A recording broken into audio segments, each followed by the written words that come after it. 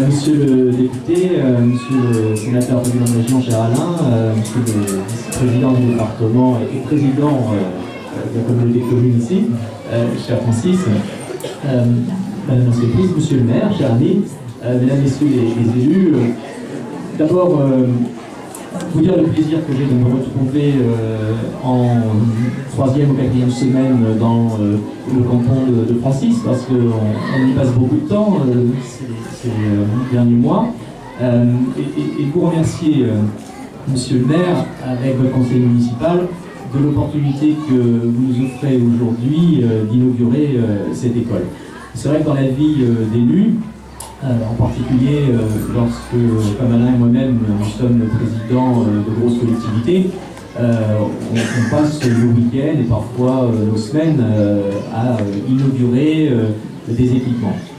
Et parmi tous les équipements que nous inaugurons, il est évident que l'école a une place à part, pour les raisons qu'évoquait Francis précédemment. C'est le plus bel investissement que l'on puisse faire quand on est en responsabilité publique, que d'investir pour l'avenir de nos jeunes, pour leur préparer tout ce qui est nécessaire à leur future vie d'adulte, tout ce qui peut concourir à l'émergence de citoyens responsables, autonomes, et évident qu'à chaque fois, on coupe un ruban avec des enfants et qu'ensuite on visite une école, eh bien on éprouve beaucoup de plaisir. Donc bravo pour le travail réalisé, monsieur le maire.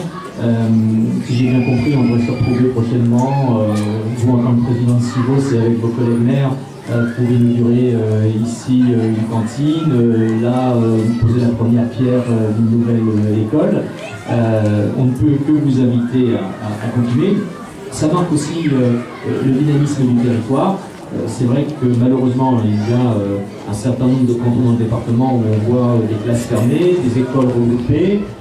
Ici, c'est l'inverse, c'est bien tant mieux. C'est une forte volonté des élus, mais aussi la marque de cette vitalité démographique et économique de ce territoire. Enfin, deux derniers mots d'abord pour les architectes, les féliciter du travail. C'est vrai que entre les baraquements qui sont derrière, excusez l'expression, on peut se permettre de dire des baraquements maintenant, hein. Avant on parlait de classes préfabriquées, bon, mais enfin, entre ce qui est derrière et ce que vous offrez aujourd'hui aux enfants de votre groupement, il y a quand même un monde.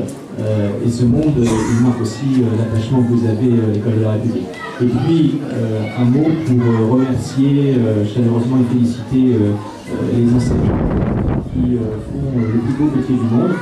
C'est ni Alain ni moi-même qui diront le contraire pour l'avoir exercé en s'excusant d'avoir mal tourné.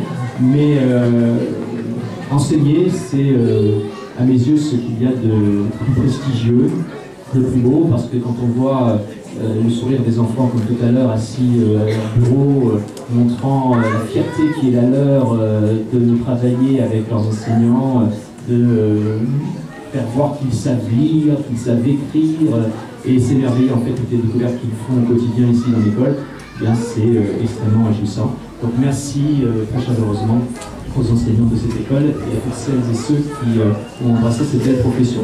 Et puis comme vous, monsieur le maire, vive l'école de la République, vive la France et vive notre beau pays.